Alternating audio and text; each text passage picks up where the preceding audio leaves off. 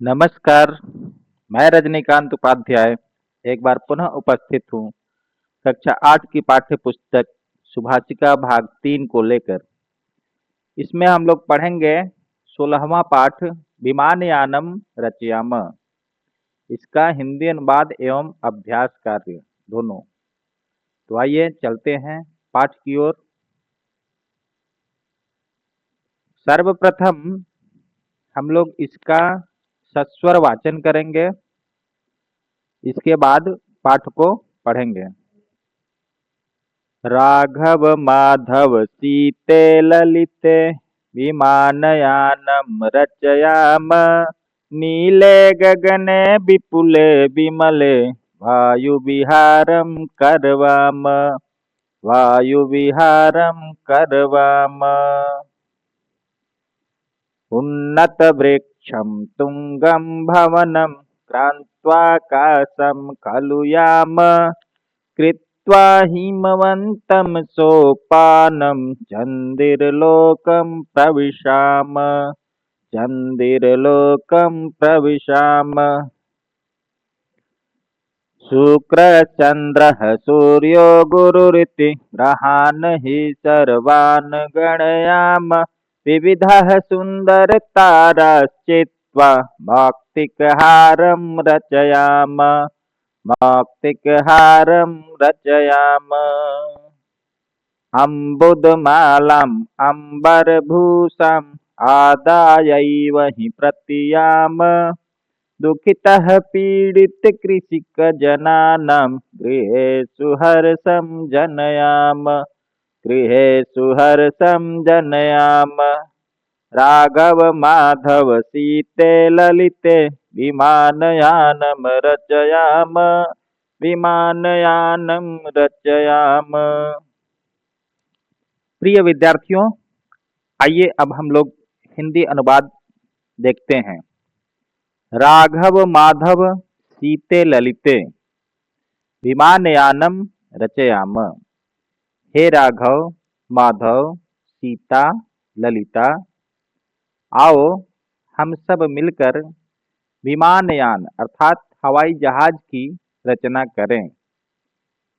नीले गगने विपुले विमले। नीले गगने अर्थात नीले गगन में, और वो गगन कैसा है? तो विपुले बहुत ही विशाल गगन है, और विमले अर्थात स्वच्छ है। तो इस प्रकार विशाल और स्वच्छ नीले गगन में वायु विहारम करवाम। आओ चले हम लोग वायु विहार करें। इसका अर्थ है, हे राघव, माधव, सीता, ललिता, आओ हम सब एक विमान बनाएं। नीले, स्वच्छ और विस्तृत आकाश में वायु विहार करें अर्थात आकाश में यात्रा करें। उन्नत वृक्षम तुंगम भवनम क्रांत्वाकाशम खलु याम।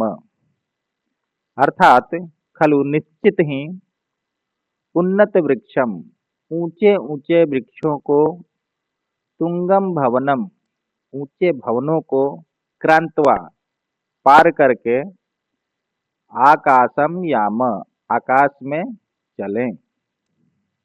कृत्वा हिमवंतम सोपानम चंदिरलोकम प्रविशाम। हिमवंतम सोपानम कृत्वा, हिमवंतम अर्थात बर्फ या फिर हिमालय को भी कहते हैं हिमवान। तो हिमालय को सोपानम कृत्वा सी बना करके, चंदिरलोकम अर्थात चंद्रलोक में प्रविशाम प्रवेश करें। अर्थ है, ऊंचे वृक्ष को, ऊंचे भवन को पार करके आकाश में चलें। हिमालय को सीढ़ी बनाकर चंद्रलोक में प्रवेश करें। शुक्रश्चंद्रः सूर्यो गुरुरिति ग्रहान् हि सर्वान् गणयाम। सर्वान् ग्रहान् गणयाम, सभी ग्रहों की गणना करें। कौन कौन ग्रह? शुक्र, चंद्र, सूर्य और बृहस्पति इत्यादि सभी ग्रहों की गणना करें। विविधाः सुंदरताराश्चित्वा मौक्तिकहारम रचयाम। विविधाः अनेकों प्रकार के सुंदर ताराओं को चून करके, चित्वा अर्थात चून करके, मौक्तिक हारम मोतियों की हार रचयाम रचना करें या मोतियों की माला बनाएं। अर्थ इस प्रकार है, शुक्र, चंद्र, सूर्य, गुरु आदि सभी ग्रहों की गणना करें, अनेकों प्रकार के सुंदर तारों को चुनकर मोतियों का हार बनाएं। मालाम अमरभूषाम आदायैव हि प्रतियाम। जब हम आकाश में सैर करने जाएंगे तो वहां से अम्बुद मालाम बादलों की माला को, अंबर भूषाम और आकाश की शोभा को, आदाय एव लेकर के ही प्रतियाम अर्थात लौटें। दुखितः पीड़ित कृषिक जनानाम। दुखित और पीड़ित किसानों के गृहेषु अर्थात घरों में हर्षम जनयाम हम खुशियां उत्पन्न करें। अर्थ इस प्रकार है, बादलों की माला को, आकाश की शोभा को लेकर ही हम लौटें। दुखित और पीड़ित किसानों के घरों में हम खुशियां उत्पन्न करें। हे सीते, हे बिमला, आओ चलो हम लोग विमान यान की रचना करें। तो इस प्रकार से बच्चों आपका ये पाठ संपूर्ण हुआ। अब चलते हैं प्रश्नों की ओर। अभ्यास कार्य। पहला प्रश्न है पदानि बोधत। इसमें कुछ शब्द दिए गए हैं, अर्थ भी दिए गए हैं, उनको पढ़ लेना है और याद कर लेना है। दूसरा प्रश्न है पाठे दत्तम गीतम सस्वरम गायत। पाठ में दिए गए गीत को सस्वर गाना है, तो उसका गायन कर दिया है, आप अभ्यास कर लेंगे। अगला प्रश्न है कोष्ठकांतर्गतेषु शब्देषु तृतीया विभक्ति योजयित्वा रिक्त स्थानानि पूरयत।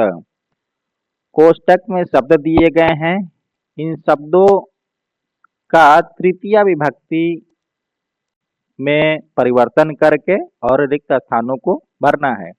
जैसे एक उदाहरण दिया है, यथा गगनः राजते, तो यहाँ पर रिक्त स्थान था, तो रवि, रवि कोष्टक में दिया है, तो इसका तृतीय विभक्ति का रूप होगा रविना।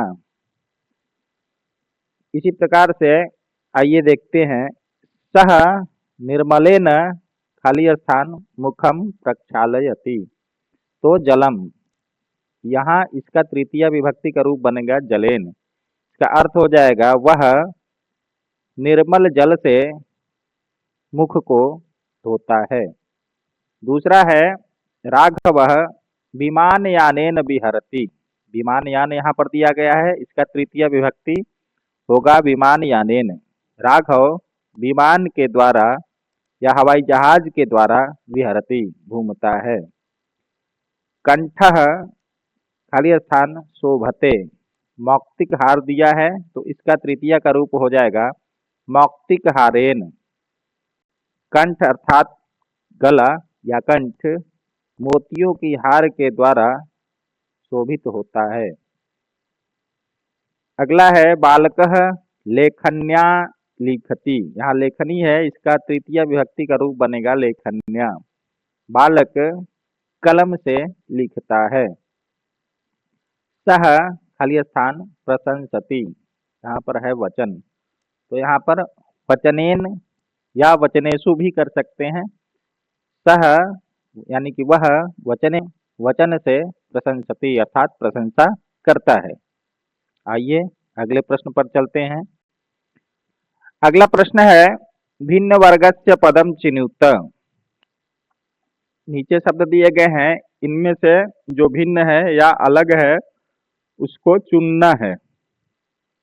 जैसे सूर्य चंद्र वृक्ष शुक्र, तो इसमें वृक्ष है ये अलग शब्द है। क्यों? क्योंकि सूर्य चंद्र और शुक्र ये सब ग्रहों के नाम है और वृक्ष ये जमीन पर रहता है, इसलिए वृक्ष अलग है। इसी प्रकार पत्राणि पुष्पाणि फलानि मित्राणि, तो इसमें मित्राणि होगा। क्योंकि ये सब वृक्ष से संबंधित हैं और मित्राणि ये व्यक्ति से संबंधित होता है। मीनः कच्छपः मकरः खगः, तो यहाँ पर खगः होगा।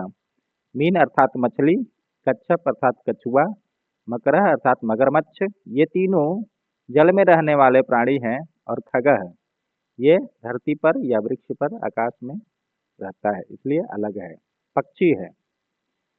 शशकः सिंहः कर्कटः गजः, तो इसमें होगा कर्कटः। शशकः खरगोश होता है, सिंहः अर्थात शेर, कर्कटः अर्थात केकड़ा, गजः अर्थात हाथी। तो ये बड़े जानवर हैं और ये एक छोटा सा जीव है जो कि समुद्र में भी रहता है अर्थात पानी में भी रहता है और पृथ्वी पर भी रहा है, और ये तीनों पृथ्वी पर ही रहने वाले हैं। मयूराः चटकाः कोकिलाः मंडूकाः, ये तीनों पक्षी हैं। इनमें से अलग मंडूकाः है मेढक, मयूर अर्थात मोर, चटकाः अर्थात गौरैया पक्षी, कोकिलाः अर्थात कोयल। तो ये तीनों पक्षी हैं, इसलिए ये मंडूकाः इसमें अलग है। विद्यालयः श्यामपट्टः प्रधानाध्यापकः कृषकः, इसमें कृषकः अलग शब्द है तो यहाँ लिख देंगे, बाकी सब विद्यालय से संबंधित सिमिलर शब्द है। अगला प्रश्न है, पाठात विशेषण पदम चित्वा विशेष्य पदस्य अग्रे लिखत। पाठ में से विशेषण शब्द को चुन करके और विशेष्य पद के आगे लिख देना है। एक उदाहरण दिया है जिसे वृक्षम, तो इसका विशेषण हो जाएगा उन्नतम। इसी प्रकार से गगने, तो मैं यहाँ चुन करके लिख दिया हूँ। गगने अर्थात आकाश में, तो कैसा आकाश था, तो नीले, नीले आकाश में, तो नीला गगन का विशेषण है। सोपानम अर्थात सीढ़ी, कैसा सीढ़ी, तो हिमवंतम, ये विशेषण शब्द है अर्थात हिमालय की सीढ़ी। भवनम अर्थात भवन, तो कैसा भवन था, तो इसका विशेषण शब्द हो जाएगा गम अर्थात ऊंचे भवन। अगला प्रश्न है, प्रश्नानाम उत्तराणि लिखत, प्रश्नों के उत्तर लिखने हैं। वयम कुत्र वायु विहारम करवाम, हम लोग कहाँ वायु विहार करें, तो इसका उत्तर है वयम नीले गगने वायु विहारम करवाम, हम लोग नीले गगन में वायु विहार करें। अगला है, वयम किम क्रांत्वा आकाशम याम, हम लोग क्या पार करके आकाश में जाएं, तो उत्तर है वयम उन्नत वृक्षम तुंगम भवनम क्रांत्वा आकाशम याम, हम लोग ऊंचे वृक्ष और ऊंचे भवन को पार करके आकाश में जाएं। अगला है, वयम सुंदर ताराः चित्वा किम रचयाम, हम लोग सुंदर तारा को चुन करके क्या रचना करेंगे या किसकी रचना करेंगे, तो उत्तर है वयम सुंदर ताराः चित्वा मौक्तिहारम रचयाम, हम लोग सुंदर तारा को चुन करके मोतियों के हार निर्माण करेंगे, बनाएंगे। अगला है, वयम कीदृशम सोपान रचयाम, हम लोग किस प्रकार की सीढ़ी बना देंगे, तो इसका उत्तर है वयम हिमवंतम सोपानम रचयाम, हम लोग हिमालय को सीढ़ी बनाएं। केताम गृहेषु हर्षम जनयाम, किसके घरों में खुशियां लाएं, तो उत्तर है दुखित पीड़ित कृषिक जनानाम गृहेषु हर्षम जनयाम, अर्थात दुखित और पीड़ित किसान जनों के घर में खुशियां लाएं। अगला प्रश्न है, विलोम पदानि योजयत, विलोम अर्थात उल्टे शब्दों को जोड़े, उल्टे अर्थ देने वाले शब्दों को। एक उदाहरण दिया है, विपुले अर्थात विशाल, तो इसका विलोम शब्द है सीमिते अर्थात सीमित, कम क्षेत्र में। इसी प्रकार गुरुः अर्थात बड़ा, तो इसका विलोम हो जाएगा लघु, छोटा। सुंदरः सुंदर, तो इसका हो जाएगा कुरूपः अर्थात कुरूप, खराब रूप वाला। गगनम आकाश, तो इसका विलोम होगा पृथ्वीम, पृथ्वी।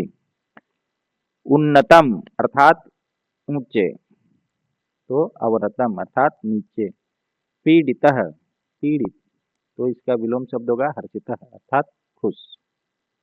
अगला प्रश्न है, रेखांकितानि पदानि आधृत्य प्रश्न निर्माणम कुरुत। रेखांकित पदों को आधार बना करके प्रश्न निर्माण करना है।